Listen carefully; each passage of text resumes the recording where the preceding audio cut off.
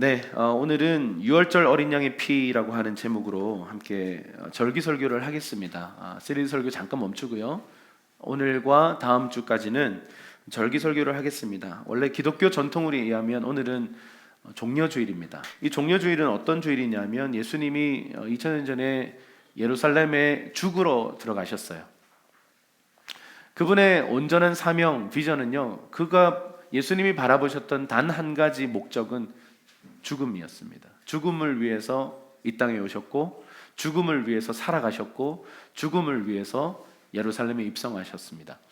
그래서 이 예루살렘에 입성하시는 예수님의 마음이 참 어떻게 보면 복잡 미묘할 수 있겠습니다. 그런데 그 예수님의 입성, 겸손한 나귀를 타고 입성하신 예수님을 향해서 이스라엘 백성들이 나와서 막 종려나무 가지를 들어서 막 외칩니다. 그분을 환영합니다. 찬송하리로다 주의 이름으로 오시는 이여 라고 외쳤습니다. 사실 이 찬송하리로다 주의 이름으로 오시는 이여, 이거는요 히브리 말로 바루카바 베쉐 마도나이 라는 표현인데, 왕들이 대관식을 할 때 이 노래를 불렀습니다. 그 왕이 대관식을 할 때 바루카바 베쉐 마도나이, 찬송하리로다 주의 이름으로 오시는 이여 라고 이렇게 외치고 노래를 했다고 합니다. 예수님을 왕으로 이렇게 맞아들였던 거죠. 그런데 결국 예수님을 왕이라고 했던 사람들이 갑자기 돌변해서 예수를 십자가에 못 박으소서라고 외치는 또 주범이 되기도 합니다. 예수님은 죽으러 오셨기 때문에 참 여러 가지 마음들이 있었을 거예요. 그래서 이 종려주의를 지나면서 저와 여러분들 안에 점검하기를 원하는 건 뭐냐면, 내 안에 예수님이 왕으로 입성해 계시는가? 그분을 몰아내고 있지는 않은가? 저 기독교인인데요, 저 주님 사랑하는데요, 저 예배자인데요. 그런데 우리가 가만히 우리의 삶을 한번 뜯어보면요, 얼마나 많은 순간 우리가 예수님을 나가 계세요, 다음 주에 오세요 이렇게 거절하는지 모르겠습니다. 절기라는 것, 이 기독교에도 이렇게 절기가 있지만 성경에 보면요, 하나님께서 직접 정하신 절기들이 있습니다. 저희가 계속 이 절기들을 계속 공부하고 나누고 있는데, 이 절기를 지켜야만 합니다라고 말하는 순간 사실은 이것 또한 율법으로 돌아가는 거죠. 그런데 그 율법 안에 있는 이야기들을, 다시 말하면 구약을 왜 공부해야 하는가? 이거는 왜 그렇다고 생각하십니까? 우리 예수님 오셨고 새 언약이 성취됐고 이제 구약 버려도 되는 거 아닌가? 이렇게 극단적으로 생각하는 사람들이 있습니다. 그래서 어떤 사람들은 신약만 읽는 사람들이 있어요. 그건 좀 잘못된 신앙입니다. 여러분, 이 그림자가 있고 그 그림자가 나중에 어떤 보이는 형태로 오신 분, 다시 말해서 예수님을 가리키는 그림자가 구약의 율법들인데, 그럼 그분에 대한 묘사들과 그림들을 이 구약의 성경에서 보여주고 있단 말이에요. 그러니까 주님을 더 알기 위해서는 구약의 율법과 절기와 모든 그림들을 공부해 볼 필요가 있다는 것이죠. 그래서 이 절기를 주님께서 두신 이유, 지금도 이스라엘은 이 절기를 따라서 돌아가고 있어요. 한 국가 전체가요. 그래서 지금 이제 다음 주가 되면 4월 8일이 실제적인 유월절이 되거든요. 그러면 전 세계에 있던 흩어져 있던 유대인들이요, 정말 많은 숫자들이 이스라엘로 들어갑니다. 지금 근데 코로나 때문에 어떻게 될지는 잘 모르겠어요. 이스라엘에도 지금 확진자들이 계속 증가하고 있다는 얘기를 듣고 있습니다. 어쨌든 이 절기 때마다 명절처럼요, 온 열방에 흩어져 있던 유대인들이 다 예루살렘 성전에 모여서 예배하는, 양을 잡고 가족끼리 양을 먹고 하는 그런 전통이 있습니다. 근데 이 구약에 나타난 이 절기 때 나타나는 주님의 명령, 그 절기의 전통들을 보면 누구를 예언하는 것일까요? 오실 예수 그리스도를 예언하는 거예요.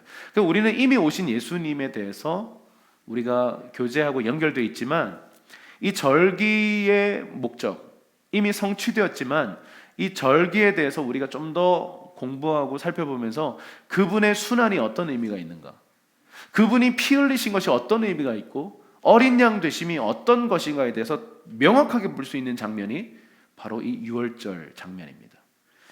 그래서 여러분들과 오늘 유월절 어린 양의 피라고 하는 제목으로 말씀 나눌 텐데, 먼저 절기에 대해서 조금 더 여러분들과 매번 하는 거지만 한번 체크하도록 하십시다. 이 이스라엘에 7가지 절기가 있습니다. 레위기 23장을 중심으로 볼 거예요. 첫 번째는 안식일을 제정하셨어요. 매 일주일마다 돌아오는 안식일요. 그 안식일이 주님이 정하신 절기입니다. 그리고 봄절기가 있어요. 봄절기는 유월절, 무교절이라고도 합니다. 유월절을요. 그래서 유월절은 하루인데 그 뒤에 7일 동안 더 붙어 있는 게 무교절이에요. 그래서 이 유월절과 무교절은 사실 하나로도 보기도 하지만 사실은 또 굳이 나누자면 유월절은 하루고 그 다음 날부터 7일 동안 그 안식해야 되는, 일도 안 하고 기념해야 되는데 뭐 하면서 기념해야 되는, 먹는 것도 맛있는 거 못 먹어요. 누룩 없는 빵 아십니까? 그 누룩 없는 빵을 먹어야 돼요. 그것만 먹고 7일 동안 버티는 겁니다. 세 번째 초실절인데, 자, 이 무교절이라고 하는 이 첫날, 이 무교절이라고 하는 이 유월절이라고 하는 이날부터 3일 후예요. 3일 후. 그래서 예수님이 유월절에 돌아가셨고 3일 후 초실절에 부활하신 거예요. 여러분, 이 구약에 있는 요 절기 안에서 예수님이 정확하게 자신의 그 십자가와 부활이요, 정확하게 날짜가 일치해서 이렇게 성취하시는 장면이에요. 자, 그리고 또 오순절이 있습니다. 이 오순절은요 초실절부터예요. 첫 이삭이 한 단 나는 때예요. 그거를 주님께 요제로 바쳐 드립니다. 그러니까 첫 열매는 주님 것입니다. 그 첫 열매를 주님께 드리는 건데 그때부터 50일 후가 오순절입니다. 그러니까 올해는 언제죠? 5월 30일. 근데 공교롭게도 그날이 또 성령 강림 주일이에요. 기독교 전통과도 맞물립니다. 이 오순절, 다른 말로 하면 맥추절이라고도 하는데요. 이 맥추절, 그래서 이때 보리를 거두나? 아니요. 요 이스라엘의 절기는요 다 농사 때 수확기예요. 수확을 하고 나서 하나님께 감사하는 게 기본인데, 이 유월절, 요 초실절은 보리를 거둬들이는 때고요. 요 오순절은 밀을 거둬들이는 때예요. 그래서 밀과 보리가 자란다 그러죠. 네, 밀과 보리는 한 세트입니다. 보리가 먼저고 그다음 밀이에요. 요거를 맥추절 77절이라고 하는, 77에 얼마죠? 77에 49. 그러니까 77에 49, 안식일을 7번 지나고 나서 다음 날이 오순절인 거죠. 자, 가을 절기는 나팔절이 있고요. 이게 주님의 다시 오실 때 그 나팔 분다 그러죠. 그러니까 이 나팔절입니다. 그러면서 유대력으로는 1월 1일이 돼버려요. 지금 유대력으로는 5780년인데 이제 올 9월쯤 되면 또 나팔절이 있는데, 그 나팔절이 되면 유대력으로는 5781년이 되는 거죠. 그러니까 우리랑 태양력이랑 좀 달라요. 자, 그 다음은 대속죄일입니다. 1년에 한 번 이때 대제사장이 지성소로 들어가서 하나님의 영광을 맞닥뜨리는 그날입니다. 그리고 마지막으로 초막절, 장막절, 수장절이라고도 불리는 요 초막절입니다. 아직 성취되지 않은 유일한 절기입니다. 오순절 마가의 다락방에서 성취됐죠. 유월절 예수님이 십자가에서 성취됐죠. 근데 아직 장막절은 성취되지 않았어요. 장막절은 언제 성취되겠습니까? 주님이 재림하실 때예요. 지금 다시 오실 때 이 장막절이 성취되는 것입니다. 그래서 히브리서 10장 1절에 이런 말이 있죠. 율법은 장차 오는 좋은 일의 그림자다, 이렇게 말씀하고 있습니다. 자, 정리되셨습니까? 자, 유월절은 예수님이 십자가 대속제물이고요. 초실절은 3일 후 예수님이 안식 후 첫날에 부활하셨습니다. 자, 오순절은 이 부활하신 후 예수님이 40일 동안 제자들에게 나타나셔서 하나님 나라 일을 가르치시죠. 그리고 하늘로 승천하셨어요. 그리고 10일 후에 정확히 그들은 몰랐는데 오순절 날이 딱 되는 순간 어느 시간에 성령이 임해버린 겁니다. 그게 교회의 시작이에요. 초막절은 이제 가을 절기인데요. 이 유월절과 초실절, 오순절은 곡식을 추수하는 때라면 이 초막절은 과실을 추수하는 감사절입니다. 이게 바로 예수님의 재림을 뜻한다라고 말씀드렸어요. 자, 여기까지 정리해놓고, 자, 오늘 이제 유월절에 대해서 여러분들과 좀 나누면서 유월절을 성취하신 예수님 이야기를 함께 나누겠습니다. 이 유월절은 이집트에 종살이했던 430년 동안 이집트에 종살이했던 이스라엘 백성의 이야기에서 나온 이야기입니다. 아주 유명한 이야기 중에 이집트에 10가지 재앙이 있죠. 10가지 재앙 뭐가 있죠? 제일 먼저 뭐죠? 나일강이 피로 변했어요. 그리고 또 어떤 재앙이 있었습니까? 개구리가 막 나타나는 재앙이 있었어요. 근데 개구리가 어느 정도 나타났어요? 침실에도 들어오고 주방에도 들어오고 냄비에도 들어가고. 그러니까 개구리로 충만한 상태. 정말 끔찍해요. 개구리 한 마리는 이렇게 예쁘잖아요. 청개구리 이렇게 뭐 이렇게 눈 깜빡깜빡하면 귀여운데 여기가 개구리로 충만하다고 생각해 보세요. 끔찍합니다. 그런 재앙이 있었어요. 또 어떤 재앙이 있었죠? 이로 득실득실하는. 그 다음에 파리가 그냥 막 수천억 마리가 막 그냥 여기가 파리로 가득한 거예요. 에프킬라로 안 죽어지는 너무 많아. 그 다음 또 어떤 게 있었죠? 가축 돌림병. 오늘날로 치면 뭐 조류독감 같은 그런 거 있었죠. 가축들이 막 죽어 나가는 거예요. 사람들에게도 막 옮아가는 겁니다. 그리고 악성종기, 사람들에게 막 옮아가는 거예요. 우박, 막 돌덩이 많은 우박이 막 떨어집니다. 그리고 메뚜기 떼. 지금 사실은 메뚜기 떼가 지금 올라오고 있는데 이 메뚜기 떼가 하늘을 덮어서 껌껌하게 만들 정도였다고 해요. 와, 이건 뭐 역사상 유례가 없는 정도의 메뚜기 떼였습니다. 그리고 흑암. 그냥 온 이집트가 그냥 갑자기 어두워져 버린 거예요. 빛을 잃어버린 거예요. 그래서 서로를 알아볼 수도 없을 정도로 흑암이 덮었대요. 그리고 마지막 재앙이 뭐예요? 모든 집안의 장남들이 다 죽어버려요. 와우. 심지어 가축의 첫 새끼도 다 죽었어요. 그러니까 이거는 뭐 말할 수 없는 그런 재앙들인데 지금 사실 우리가 살고 있는 이 시기가 이 중에서 몇몇 재앙들이 지금 돌고 있죠. 그래서 사실 이 지금 일어나고 있는 코로나 바이러스에 대해서 이것이 하나님의 재앙인가 이런 사실은 아니다 그렇게 봐서는 안 된다. 아니다 성경이 분명히 이것은 재앙이라고 했다라고 하는 사실 두 가지 입장이 기독교 내에도 존재합니다. 자, 저는 그런 논란을 우리가 지금 여기서 풀자 그런 얘기하고 싶지는 않고요. 어쨌든 이때 일어났던 이런 재앙과 같은 일들이 지금 이 시대에 일어나고 있어요. 막 엄청난 돌림병이 일어나고 있죠. 근데 또 하나 여러분들과 좀 나누고 싶은 건 뭐냐면 그 인도양 그 쌍극자라고 들어보셨어요? 인도양 다이폴이라고도 하는데 이게 뭐냐면 인도양에 있었던 그 지역에서요 어떤 기후 변화가 시작되는데 어떤 변화냐면 요 북서쪽으로는 저거 보면서 하면 좋은데 북서쪽으로 가면 저 아프리카 판인데 그 아프리카 판 쪽 앞쪽에 있는 해수면의 온도는 상승해요. 그리고 저 반대에 저기 오스트레일리아 대륙 있죠. 저기 호주 쪽 저쪽의 해수면의 온도는 낮아져 버렸어요. 그러니까 기압골이 이렇게 바뀌면서 어떻게 돼요? 동아프리카 쪽에 엄청난 비가 막 쏟아지기 시작하는 거예요. 아프리카에 엄청난 비가 쏟아져서 무슨 일이 벌어져요? 홍수가 나고 난리가 난 겁니다.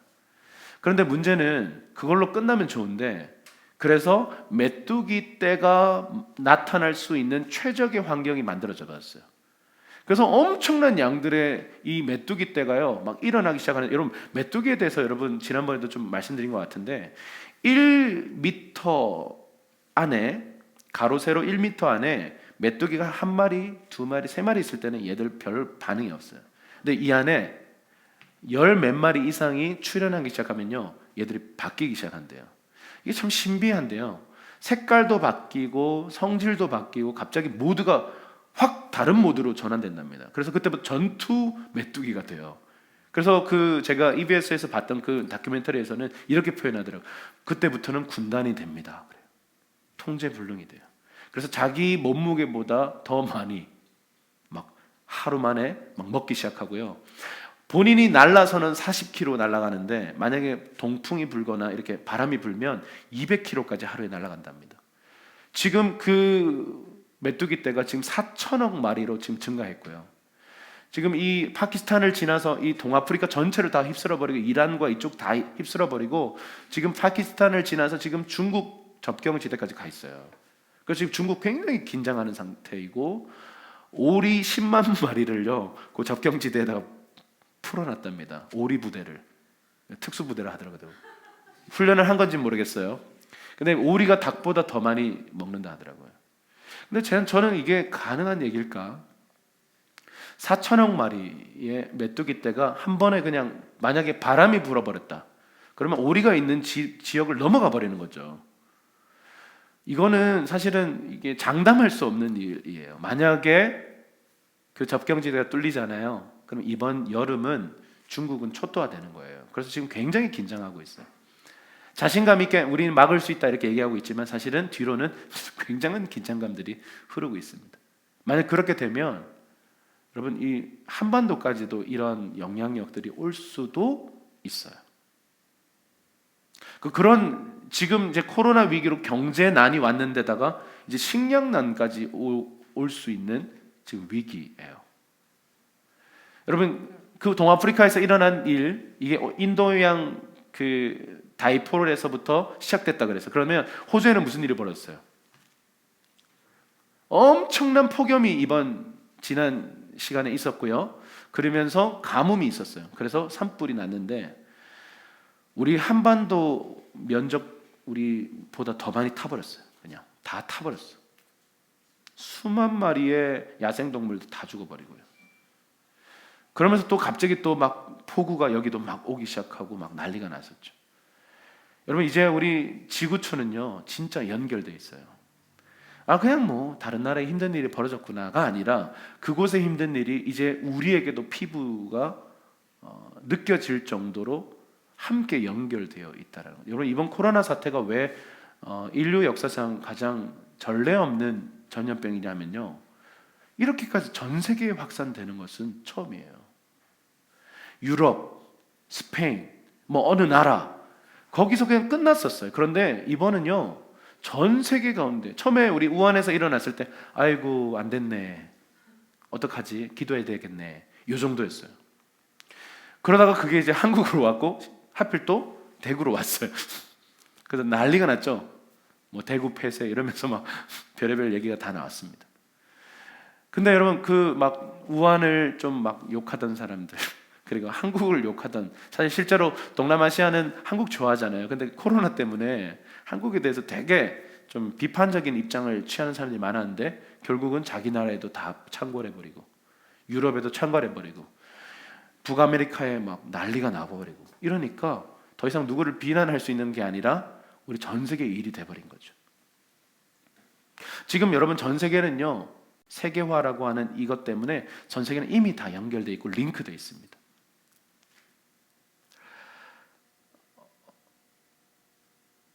지금 이러한 재앙들이 우리 눈앞에 있는 이때에 오늘 이 10가지 재앙이 이집트라고 하는 당대 최고의 열강이었던 그 이집트에 막 폭격처럼 내립니다. 폭격처럼. 근데 끝까지 굴하지 않는 파라오. 이 파라오가 상징하는 것은 사탄이겠죠. 끝까지 이 사탄은 이 세상 권세를 놓지 않으려고 끝까지 주님의 백성들을 놓지 않으려고 끝까지 버티다가 엄청난 이 재앙의 폭격을 맞이합니다. 그런데 마지막 폭격이 뭐였다고요? 장자 재앙이에요. 장자들이 다 죽어버려요.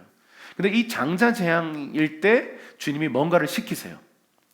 자, 그것에 대해서 함께 좀 보도록 하겠습니다. 출애굽기 12장 17절과 18절 그리고 21절에서 23절입니다. 네, 우리말 성경 버전으로 읽겠습니다. 시작. 무교절을 지키도록 하라. 그러니 너희 세대는 이 날을 지켜 영원한 규례로 삼으라. 첫째 달 14일 저녁부터 21일 저녁까지 너희는 누룩 없는 빵을 먹어야 하고 21절로 넘어갈게요. 그러자 모세는 이스라엘 장로들을 모두 불러 말했습니다. 너희는 가서 가족들을 위해 어린 양을 골라 유월절 제물로 삼으라. 그리고 대야에 담은 어린 양의 피를 우슬초 한 묶음으로 찍어 문틀의 양쪽과 위쪽에 바르도록 하라. 너희 가운데 한 사람이라도 아침이 되기 전에는 자기 집 밖에 나가면 안 된다.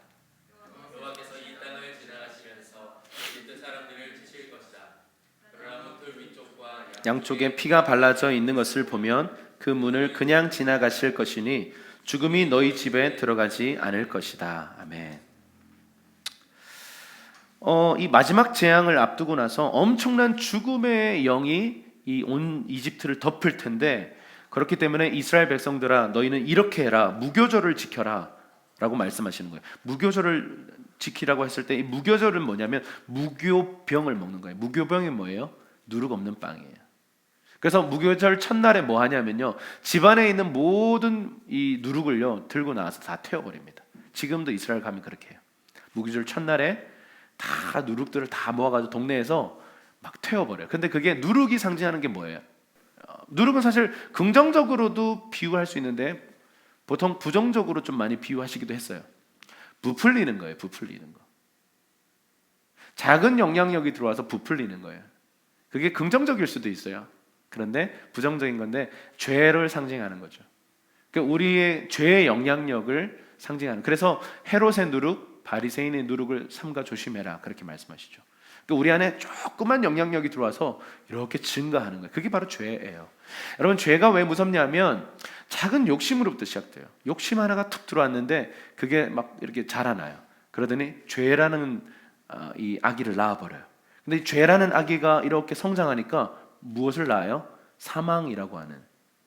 그러니까 이게 작은 욕심이 사망으로 이끌어 간다는 거죠. 낚싯바늘에 이렇게 물고기가 탁 걸리는 것과 똑같아요. 조그만 낚싯바늘에 조그만 미끼, 이것만 먹으면 된다고 생각했는데 탁 먹는 순간 존재가 끌려가는 거예요. 그게 낚시예요. 여러분, 죄가 바로 그런 겁니다. 그래서 이 누룩을 다 태우는. 그래서 아이들이요 같이 이렇게 재밌게 뭐 불장난하는 거죠. 근데 어떤 게 교육이 돼요? 누룩은 태워야 되는구나. 주님께서 이 출애굽 사건을 두고 누룩 없는 빵을 먹으라 하신 이유, 이 죄가 정말 무서운 거구나. 이것 때문에 우리가 정말 파멸로 들어갈 뻔했구나. 저렇게 태워져야 되는 거였구나. 그거를 이제 교육되는 거죠. 그리고 또 하나는 뭐냐면 이 무교절, 무교병을 7일 동안 먹는다고 했어요. 그런데 또 뭐합니까? 어린 양을 골라서 잡습니다. 그리고 이 어린 양을 고기를 먹어요. 근데 먹는데 이상하게 먹어요. 어떻게 먹냐면 여기에는 지금 제가 안 적어놨는데 다들 서가지고 옷도 다 갖춰 입고 지팡이도 들고 신발도 신고 바로 뛰어갈 수 있을 그런 태세를 준비하고 먹으래요. 왜냐하면 주님이 go 하면 바로 갈 수 있게. 그게 바로 유월절 날 어린 양을 먹는 방법입니다. 이 고기를 먹어요, 가족끼리. 그런데 또 하나 하랍니다. 이 어린 양을 죽이고 피를 우슬초라고 하는 뭐 나물 약초 같은 걸로 이렇게 이 문설주 문틀에다가 이 문틀 있죠, 거기다가 피를 바르는 거예요. 그러면 죽음의 영들이 지나가게 될 거다. 그래서 이게 pass over예요. 넘어가다, 유월하다. 그래서 유월절입니다. 다시 말하면 어린 양의 피가, 유월절 어린 양의 피가 그 집 문틀에 발라져 있으면 장자 죽음의 재앙이 미치지 않는 거예요. 그런데 이 문틀에 피가 발라져 있지 않았던 모든 이집트의 집, 심지어 파라오의 장자도 죽어버려요. 가축의 첫 새끼들도 다 죽어버려요. 그래서 그날 밤에요, 이집트 전역에 애곡 소리가, 비명 소리가 나는 거죠. 모든 장자가 다 죽어버려요. 이 어마어마한 재앙입니다. 이 10가지 마지막 재앙을 경험하고서야 파라오가 보냅니다. 빨리 가라. 더 있다간 우리 진짜 죽겠다. 그렇게 돼버린 거죠. 주님은 이 사건을 기념해서 대대로 지켜라, 대대로 유월절을 지켜야 된다라고 말씀하고 있어요. 자, 그러면 이 이집트에 내렸던 재앙들, 이 10가지의 재앙들을 어떻게 봐야 하는가? 결국 왜 이런 이상한 그런 그 각종 뭐 개구리, 이파리 이런 것들이 나타났을까? 여러분, 이집트가 섬겼던 신입니다. 나일강이 피로 바뀐 것, 결국 나일강에 신이 있어요. 그래서 이 물을 이렇게 뭐라 그래요? 이거 강의 이 수면이 올라갔다 내려갔다 하는 이게 굉장히 중요하죠. 범람하고 이런 것들. 근데 이거를 관장하는 신이 있었다 그래요. 그리고 상류와 하류에도 신이 또 있어서 상류를 관장하는 신이 있고 하류가 관장하는 신이 있다. 뭐 이런 얘기들을 합니다. 그리고 또 개구리 신이 있었고요. 이신, 파리신, 가축 돌리병 신. 뭐 이것과 연결되어 있던 모든 신들에 대한 심판이었던 거예요. 그러니까 이 10가지의 신들을 주님은 초토화시킨 사건이다라고 보실 수 있습니다. 이 유월절에 어린 양의 피를 우리가 오늘 좀 주목할 필요가 있는데, 오늘의 모든 주제는 피예요. 피 얘기하려고 하는 거예요. 이 피 없으면 죽는 거예요. 이 피 없으면 심판받는 거예요. 이 피 없으면 우리는 그냥 아작나는 거예요. 그런데 이 피가 있는, 발라져 있는 집은 다 구원받았어요. 여러분, 이게 누구 얘기겠어요? 이건 뭐 신앙생활 오래 안 해도 누구 얘기인지 알겠죠? 예수님이 피를 흘려주신 그 사건입니다. 자, 우리 그 사건으로 한번 가볼게요. 누가복음 22장 1절에서 5절입니다. 누가복음 22장 1절에서 5절 함께 읽겠습니다. 시작. 유월절이라고도 하는 무교절이 다가왔습니다. 대제사장들과 율법학자들은 예수를 없앨 방법을 모색하고 있었습니다. 그들은 백성들을 두려워했기 때문입니다. 사탄이 그 12 중 하나인 가룟 유다에게 들어갔습니다. 유다는 대제사장들과 성전 경비대장들에게 가서 어떻게 예수를 그들에게 넘겨줄지를 의논했습니다. 그들은 기뻐하면서 유다에게 돈을 주기로 약속했습니다. 네. 유월절이라고도 하는 무교절, 무교절이라고도 하는 유월절 같은 표현입니다. 이 무교절이 왔습니다. 그러니까 어떤 일이 벌어지냐면 대제사장들과 율법학자들이 예수를 없앨 방법을 모색하고 있었습니다. 왜 하필 유월절 전에 이런 일이 벌어지는 걸까요? 유월절이라고 하는 것은요, 말하자면 이 심판과 이 어둠의 영들, 다시 말하면 죽음의 영들의 역사가 이렇게 풀어지는 때입니다. 그래서 여러분, 유월절이 어린 양으로 죽기 위해서 이 땅에 오신 예수님을 유월절을 앞두고 예수님을 죽이려고 하는 음모가 꾸며지기 시작합니다. 근데 참 안타까운 건 뭐냐면 12제자 중에 한 명이었던 가룟 유다에게 누가 들어가요? 사탄이 들어가요. 악령의 역사가 이렇게 강하게 이 가룟 유다에게 들어갔고요. 그러면서 가룟 유다는 예수를 팔기로 결정하고 이 종교 지도자들과 지금 함께 음모를 꾸미고 있는 거죠. 왜 이런 일이 유월절을 앞두고 일어나는 것인가? 이 유월절이라고 하는 이 절기가 과연 어떤 절기길래 왜 이 유월절을 앞두고 왜 이렇게 영적으로 치열한가? 환경적인 어려움들이나 이런 사건, 사고나 재난들이 왜 이때 많이 일어나는 걸까? 실제로 여러분 이렇게 좀 살펴보면요, 유월절을 앞두고 이런 재앙들이 참 많이 일어나는 것들을 봅니다. 우리 세월호 사건이 일어났던 때도 그 고난 주간이었어요. 정확히 그 주간이었습니다. 그리고 또 그 이후에도 한국 안에 일어났던 여러 가지 재난들과 사건과 사고들이 요때 집중되는 것들, 물론 이제 그 외에도 많이 일어날 수 있지만 이때에 이런 일들이 일어나는 것, 지금도 마찬가지죠. 이 코로나라고 하는 이 상황이 이 6월절을 앞두고 이렇게 일어나고 있는 것, 이 모든 것들은요, 어쩌면 이 6월절이 갖고 있는 그 특성, 다시 말해서 무언가를 넘어가야 돼요. 무엇을 넘어가야 돼요? 모든 죽음과 저주와 심판과 고통과 이 모든 것들을요 넘어가야 되는데, 이 넘어갈 수 있는 디딤돌이 뭐예요? 피예요. 피. 누구의 피? 6월절 어린 양의 피. 그러니까 이러한 일들이 이때에 일어날 수 있습니다. 그래서 저는 한 가지 원칙이 있어요. 6월절 기간 동안 우리를 시험 들게 할 수 있는 상황과 환경과 일들이 일어날 수 있다. 그러나 여러분, 그런 일이 일어날 수 있습니다. 뭐 일어나야만 한다 이건 아니에요. 일어날 수 있어요. 그런데 제가 가지고 있는 원칙은 뭐냐? 6월절을 앞두고는 어떤 중요한 결정도 하지 않는다요. 많은 사람들이요, 시험의 기간 동안 시험에 들어서요 극단적인 선택을 할 때가 있어요. 막 헤어진다든지 가정적인 어떤 문제에 아주 극단적인 결정을 한다든지 사업을 때려쳐버린다든지. 그래서 이 유월절을 앞두고는 어떤 결정이나 중요한 선택은 하지 않는 게 좋습니다. 그래서 이 유월절을 우리가 이렇게 지나가는 것이요, 그냥 하나의 그냥 전통, 그냥 뭐 기독교가 말하고 있는 고난주간, 사순절이라고 하는 그냥 뭐 하나 그냥 1년 매년마다 돌아오는 그냥 뭐 형식상의 기간이 아니라 정말 이 유월절이라고 하는 하나님께서 정해 놓으신 이 중요한 시간표의 첫 번째 단락이 바로 지금 이 시기다 이 말입니다. 그래서 오늘부터 이제 고난주간이 시작되죠. 다음 주일이 부활주일입니다. 부활주일날 이렇게 다 같이 모일 수 없다는 게 참 좀 저도 처음 있는 일이에요. 유월절은 항상 축제고 기쁘고 이런 건데 계란도 막 나눠주고 이래야 되는데 원래는 계란 나눠주면 접촉하기가 힘든 때입니다.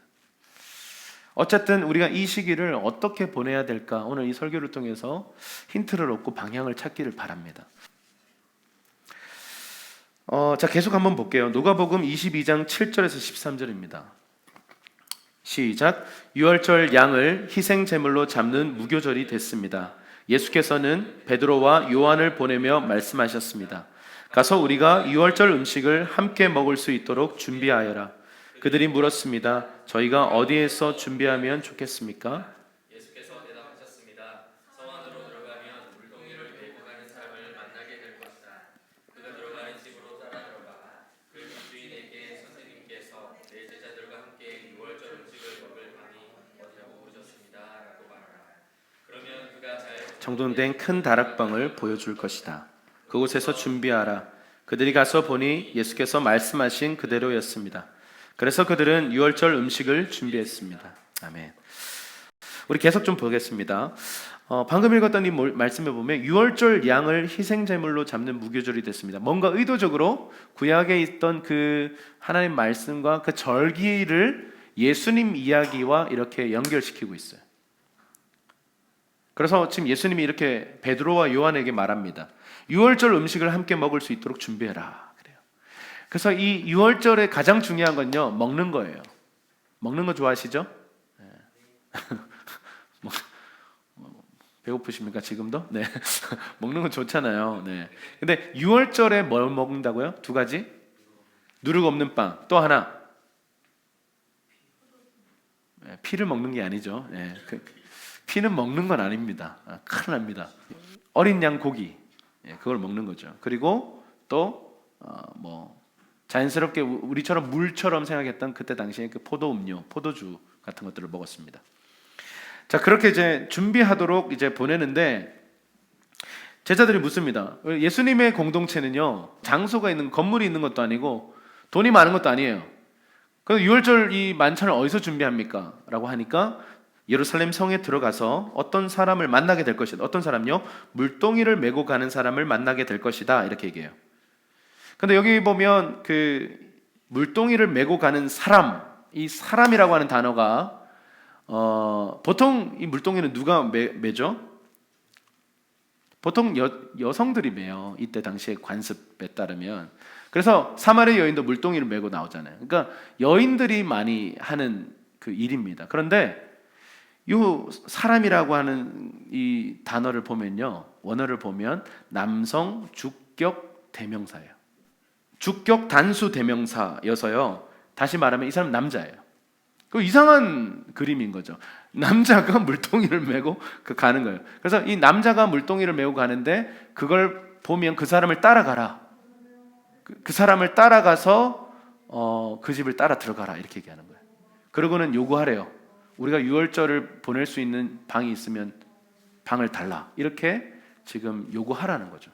예수님이 이렇게 얘기를 들어보면 그때 그 나귀를 이렇게 찾아오라 할 때도 주가 쓰시겠다라. 약간 뭔가 뭔가 뺏어가는 느낌으로 그렇게 하셨는데, 이번에도 방도 뺏는 느낌으로 지금 설명을 하고 있는데, 이게 좀 더 그 당시의 문화를 좀 더 이해할 필요가 있어요.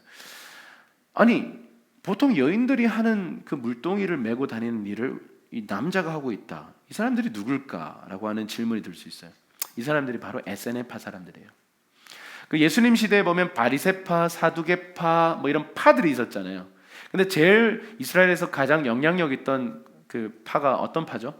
바리새파. 한 6천 명 정도 돼요. 그리고 또 사두개파라고 하는 사독 제사장 계열의 사람들, 이 사람들도 꽤 영향력이 있던 사람이에요. 근데 바리새파에서 또 서기관이라는 그룹이 또 있어요.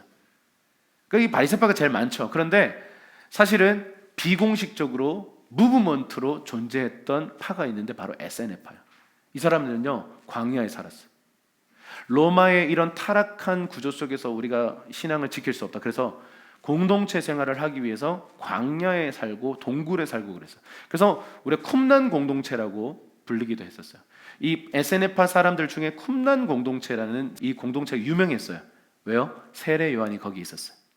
세례 요한이 에세네파 사람이에요. 광야에 살면서 광야에서 회개의 세례를 전했던 사람들. 그래서 에세네파 하면 세례. 그들의 이 정회원이 되려면 세례를 꼭 받아야 돼요. 그런데 이 세례를 받기 전에 1년 동안 지켜봐요. 엄격한 심사를 거쳐서 이 세례를 받고 이 에세네파 사람이 되면 그들에게 아주 중요한 두 가지 법이 있는데 성결법이에요. 손과 발을 잘 씻어야 돼요. 그래서 물동이를 이고 가는 겁니다. 이 사람들이요, 그 광야에서 한 4천 명 정도 살았답니다. 그런데 성 내에서도 한 2천 명 정도 공동체 생활을 하면서 살았답니다. 그럼 6월절이 되면요, 광야에 있던 사람들도 다 오는 거예요. 그 말은 뭐예요? 수많은 에세네파 사람들이 들어와서 이렇게 물동이를 메고 다녀요. 왜 물동이를 메냐? 독신주의자들이에요. 이들은 결혼도 하지 않고요, 메시아가 다시 오시는 것을 믿음으로 바라보면서 메시아를 기다리면서 독신 생활을 하면서 공동체 생활을 했던 사람들, 초경건주의자들, 금욕주의자들이었던 거죠.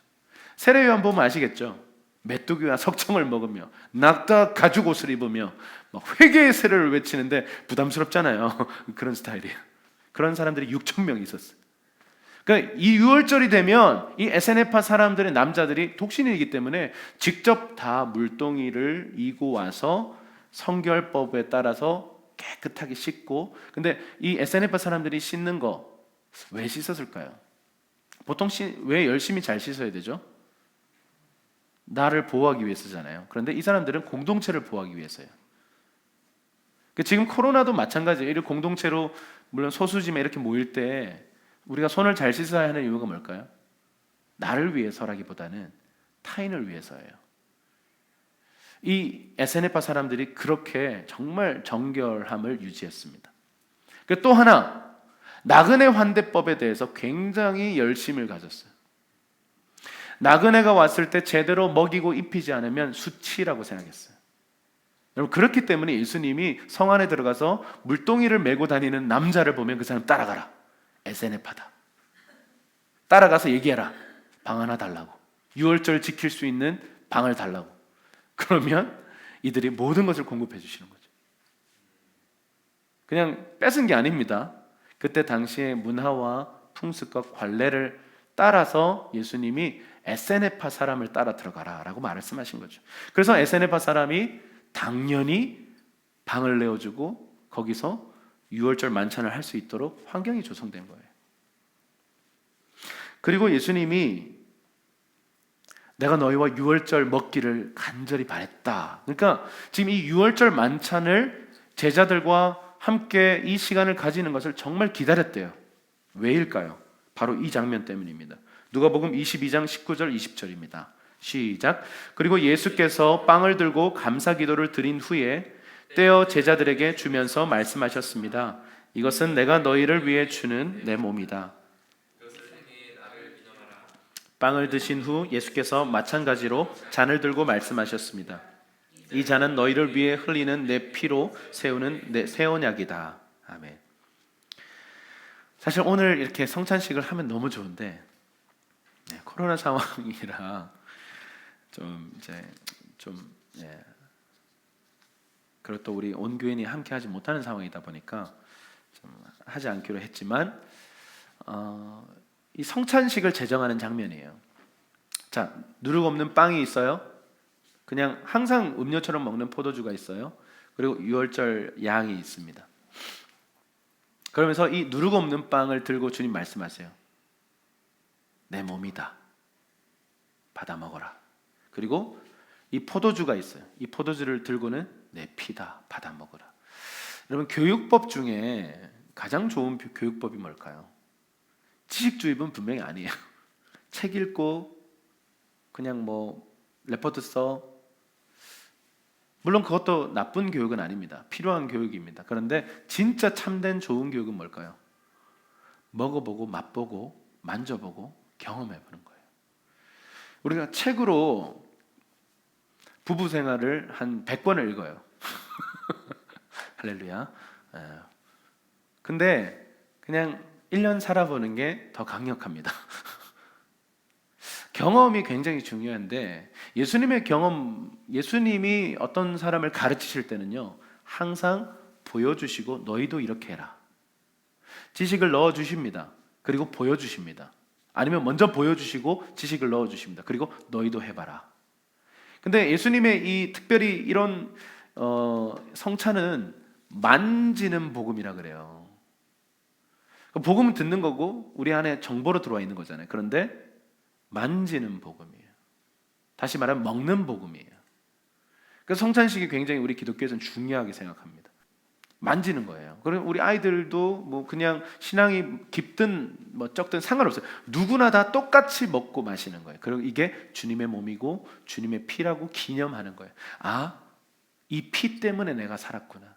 주님이 이 살을 찢겨지셨기 때문에 내가 나음을 입었구나. 이런 것들을 그냥 만지는 거죠. 그렇게 체험하는 거죠. 그게 바로 성찬식입니다. 예수님께서 이거 말씀하고 싶으셨던 거예요. 얘들아, 이 유월절의 양 나다. 이건 내 몸이고 이게 내 피다. 이걸 너희가 받아 먹어야 된다. 그러면 너희가 살게 될 것이다.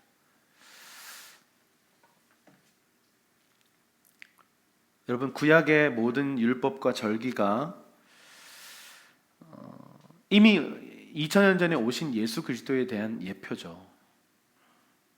근데 유월절 어린 양 예수께서 그 십자가에서 피를 흘려주신 그 사건이 과연 우리에게 어떤 의미가 있는가? 여러분, 이거예요. 예수님의 그 어린 양인 피가 여기에 이제 하나의 디딤돌입니다. 이쪽에는 저주와 모든 고통과 모든 진동이에요. 여러분, 이스라엘 백성들은 안 두려웠을까요? 이 10가지 재앙이 내렸을 때 이스라엘 백성들은 우리는 평안해 이랬을까요? 같이 힘들고 혼란스럽고 고통스럽고 두렵고 뭐 어떻게 해야 되지 막 난리가 났을 거예요. 마지막 그 재앙은요, 정말 무방비 상태 아닙니까? 그런데 어린 양의 피를 바르면 이 모든 게 유월해 간다. 너희는 건들지 않고 넘어갈 것이다. 그러니까 우리가 예수님이 우리를 이렇게 덮어주고 계시는 거죠.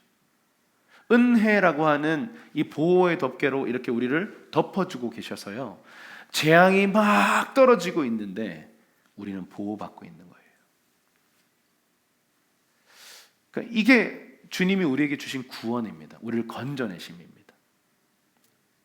예수님의 피가 우리를 이렇게 구원하셨어요. 그런데 제가 오늘 여기서 끝내고 싶지 않은 건 뭐냐면 예수님의 피는요, 더 강력해요. 성경 전체를 통해, 신구약 전체를 통해서 우리가 알 수 있는 건 뭐냐면 예수님의 보혈의 능력은요, 우리를 단순히 죄와 저주로부터 건져주심 뿐만이 아니에요. 우리가 이제 지옥으로 가게 됐는데 이제 안 가게 됐다, 우리가 망하게 됐는데 망하지 않게 됐다가 아니라 그보다 더 급진적이고 적극적이고 능동적인 축복들이 부어졌어요. 사망에서 생명으로 옮겨졌고요, 저주에서 저주 아님이 아니라 축복으로 옮겨졌다, 이 말입니다. 아멘이십니까? 우리가 예수님의 피를 믿는다는 건요, 우리를 덮어주시는 은혜, 우리를 보호해주시는 은혜에서 머무는 게 아니라 우리를 승리케 하는 은혜, 마귀를 대적하고 마귀의 세력을 멸하는 은혜, 더 적극적인 하나님의 은혜가 예수의 보혈 안에 들어가 있다는 것입니다. 오늘 다 살펴볼 수는 없어요. 이미 시간도 많이 지났고, 그 중에 몇 가지를 좀 함께 성경 구절들을 좀 보도록 하겠습니다. 히브리서 9장 22절 한번 크게 읽어볼게요. 시작. 율법에 따르면 거의 모든 것이 피로 깨끗해집니다. 참으로 피 흘림이 없으면 죄사함도 없습니다. 무엇으로 깨끗해져요? 피가 있어야 깨끗해지고 피가 있어야 죄사함이 있대요. 피를 흘리지 않으면 이건 안 돼요. 그러니까 예수님이 결국은 피를 흘려주셨기 때문에 우리가 깨끗해졌고, 피를 흘려주셨기 때문에 죄가 사해졌다라는 것입니다. 여러분, 우리 가장 큰 고통이 뭔지 아세요? 죄책의 고통이에요. 이렇게 범죄자들 중에 평생을 그 마음에 고통스럽게 생각하고 막 트라우마가 있고, 또 어떤 경우는 군인들 중에 이 베트남전이나 이렇게 실제 전쟁에 참여했다가 막 많은 살상을 하게 되고 막 동료를 잃게 되는 그런 거가 막 트라우마가 생겨서 평생을 알코올 중독으로 지내는 그런 참전 용사들의 이야기를 우리 많이 봤어요. 그러니까 이 죄책감이 나 때문에 내가 구하지 못했다는 거죠. 그 람보도 예, 람보 1, 2, 3 나왔죠. 작년인가 람보 마지막 편도 또 나왔습니다. 람보가 사실 그런 사람이에요. 자신이 참전했던 그 베트남전에서, 람보는 대단한 사람이잖아요. 혼자 막 거의 뭐 말도 안 되는 캐릭터예요. 근데 자신들의 동료를 구하지 못했어요. 다 죽어버렸어요. 거기에 대한 죄책감 때문에 거의 지옥의 삶을 사는 거예요. 그 명대사가 있습니다. 내가 그 전쟁터에서 집으로 돌아오는 길을 떠났는데 몸은 집에 돌아와 있는데 내 영혼은 길을 잃었다. 집에 돌아가지 못하는 거예요. 계속 그 악몽을 꾸는 거예요. 밤마다. 수많은 사람들이 이 죄책감의 문제에 시달립니다. 크고 작은 죄들에 대한 죄책감요.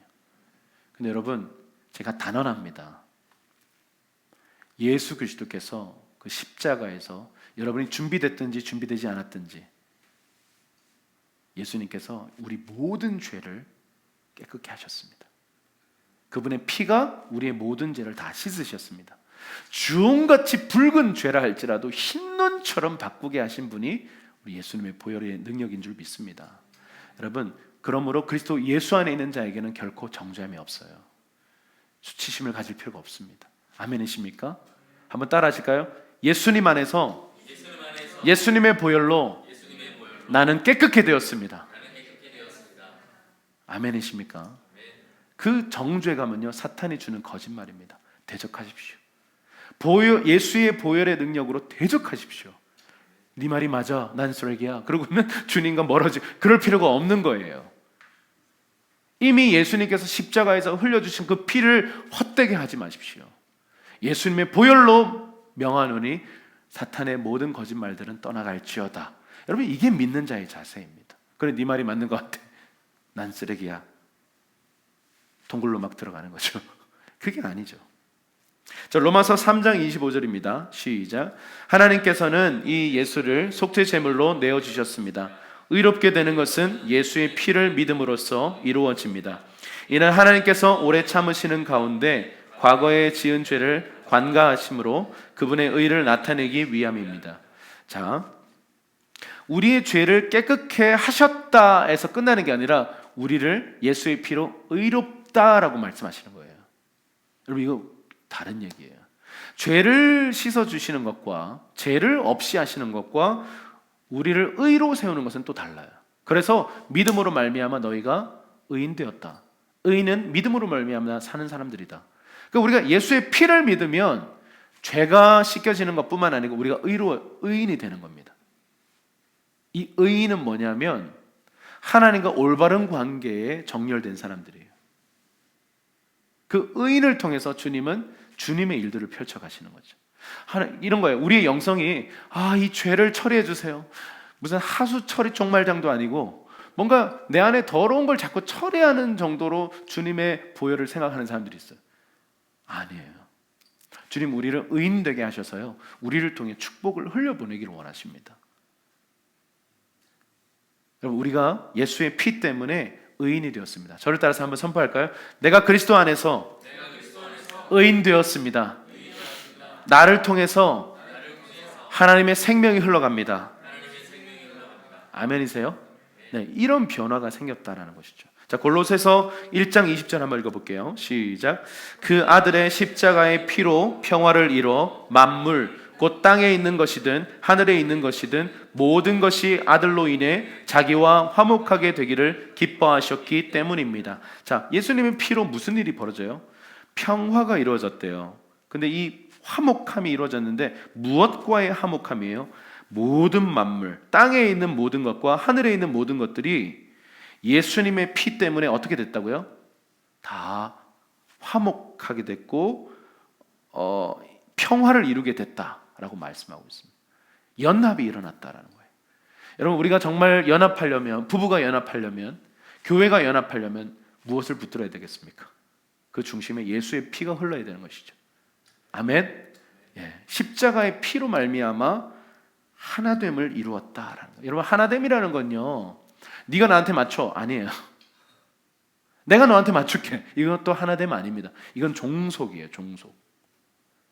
뭐가 하나됨이냐면 서로가 서로에게 맞추기로 결정하는, 서로가 서로에게 죽어지기로 결정하는 것, 서로가 서로를 향해서 십자가에서 자신을 깨트리는 것, 그걸 통해서 하나가 되는 거죠.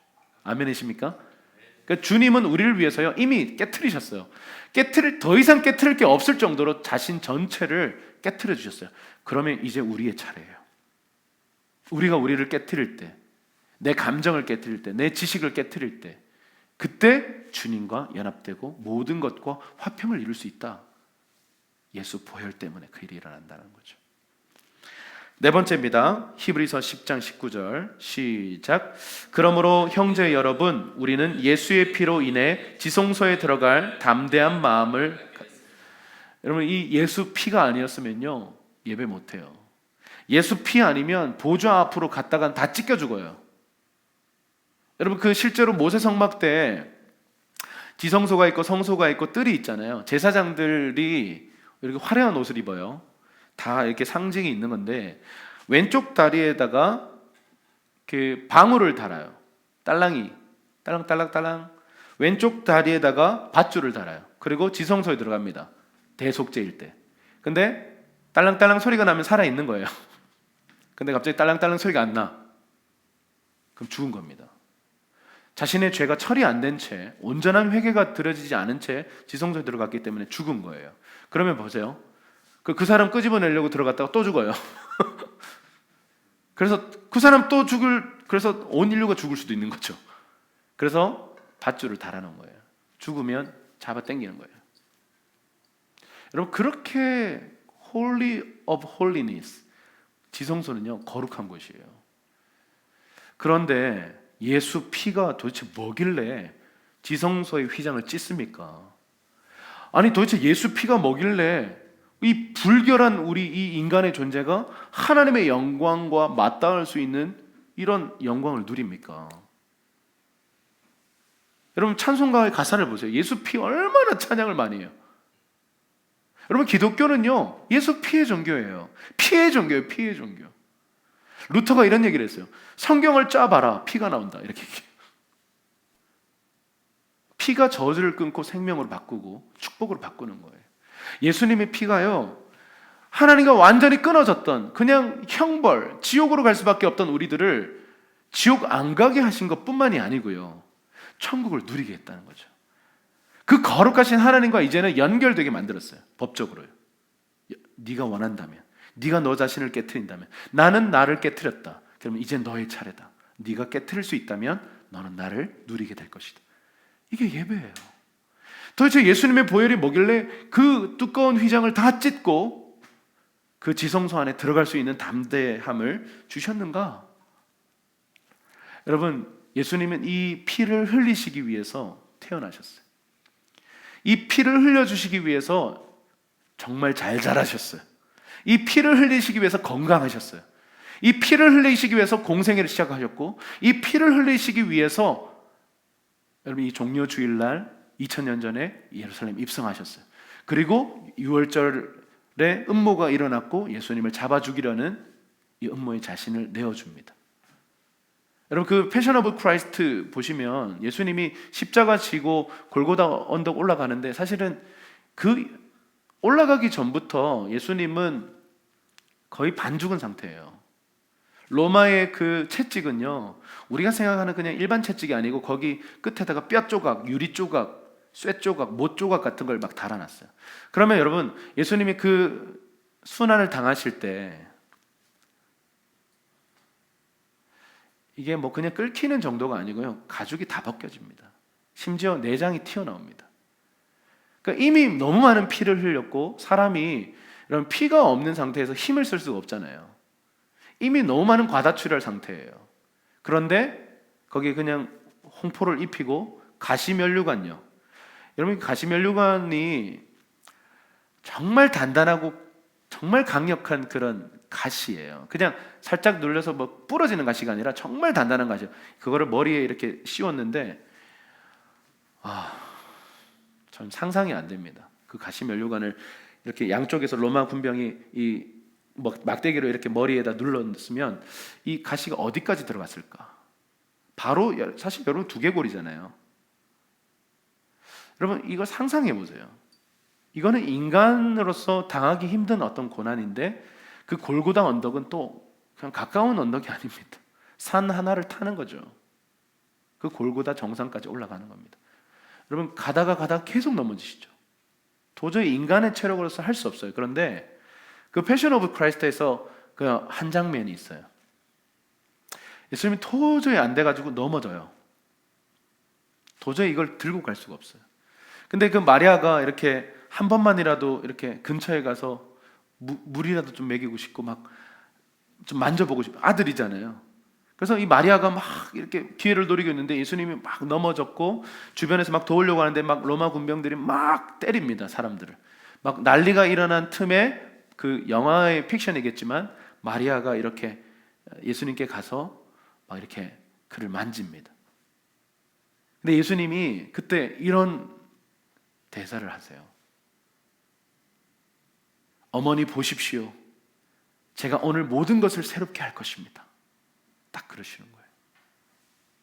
그리고는 마치 젖 먹던 힘을 다 끌어올려서요, 뭔가 자기가 죽으러 가는 건데, 여러분 생각해 보세요.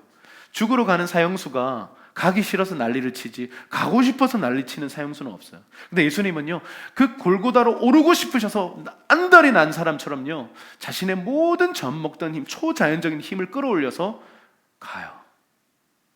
근데 인간으로서 사실은 더 이상 감당이 안 되는 상황, 계속 넘어지시죠.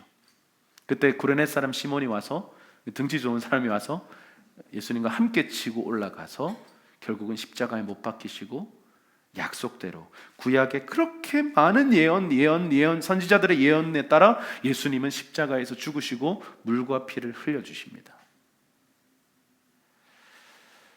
예수님은요, 이 피 흘리시기 위해서 안달난 사람이에요. 왜요? 이 피를 흘려야만 저와 여러분의 죄가 처리가 돼요. 다시 우리를 안을 수 있는 관계가 되는 거예요. 예수님이 피 흘려주시지 않으면요, 그냥 어쩔 수 없이 사랑하는 사람이 불구덩이에서 타 죽는 걸 볼 수밖에 없어요. 그런데 이걸 구할 수 있는 유일한 방법은 자신이 피를 흘려주시는 것밖에 없었어요. 여러분, 저는 이 십자가를 생각할 때마다, 고난주간을 매년마다 지날 때마다 이 십자가는 하나님의 지혜예요. 여러분 이게 이해가 되십니까? 그 십자가 사랑을 얼마나 이해하고 계십니까? 나를 위해서 흘려주신 그 십자가, 그분의 고난, 패션 오브 크라이스트라고 하는 이 단어는, 패션은 보통 열정이라고도 번역하지만 사실 순환, 고통, 이런 뜻을 가지고 있습니다. 예수님은요, 그 십자가를 향한 열정을 가지고 오셨고 그 십자가를 향한 순환을 열정적으로 감당하셨어요.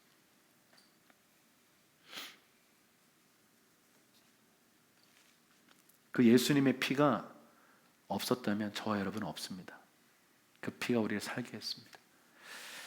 그래서 제가 한 10가지 정도의 그 네모 박스 안에 예수님의 피로 말미암은 그 능력, 내게 임한 그 능력을 적어놨는데, 여러분 다 한번 다 같이 좀 선포하십시다. 제가 예수의 피로 말미암아 하면 1번을 같이 선포하고, 또 제가 예수의 피로 말미암아 하면 2번을 이렇게 선포하는 겁니다. 믿음으로 여러분 받으십시오. 함께 제가 먼저 선창하면 여러분들이 같이 선포하겠습니다. 예수의 피로 말미암아, 나의 죄가 깨끗게 되었다. 예수의 피로 말미암아 나는 의롭게 되었다. 예수의 피로 말미암아 나는 하나님과 화목해 되었다. 예수의 피로 말미암아 나는 성소에 들어갈 담력을 얻었다. 예수의 피로 말미암아 나는 마귀로부터 승리했다. 예수의 피로 말미암아 나의 질병은 치유되었다. 예수의 피로 말미암아 나는 하나님을 섬기는 자가 되었다. 예수의 피로 말미암아 나는 영생의 부활을 얻었다. 예수의 피로 말미암아 나는 성령의 능력을 얻었다. 예수의 피로 말미암아 나는 예수님과 동행하게 되었다. 아멘. 이것이 예수의 피로 말미암아 우리가, 저와 여러분이 얻은 것입니다. 이거 공짜예요. 여러분, 값을 매길 수 없기 때문에 공짜로 우리에게 주셨습니다. 그러나 여러분, 이것은 정말 소중한 피입니다. 그래서 보혈이라고 합니다. 보배로운 피, 예수님의 그 피 때문에 저와 여러분이 살아났고 교회가 태어났고 이 모든 하나님의 역사가 시작될 수 있었습니다. 6월절 어린 양의 피라고 하는 그 노래가 있어요. 우리 많이 부르기도 했었는데, 함께 이 찬양 부르면서 좀 기도하는 시간들 갖겠습니다.